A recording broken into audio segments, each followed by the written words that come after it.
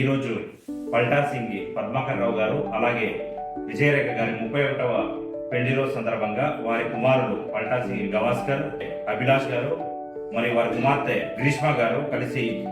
Health and plus charitable trust వారి ఆధ్వర్యంలో ఈరోజు భీమ్నగర్ నిరాశ్రయుల వసతి గృహం వారికి ఈరోజు పొద్దున అల్పాహారం ఏర్పాటు చేయడం జరిగింది. కాబట్టి మన health and plus charitable trust తరఫు నుండి అలాగే భీమ్నగర్ నిరాశ్రయుల వసతి గృహం వారి తరఫు నుండి కూడా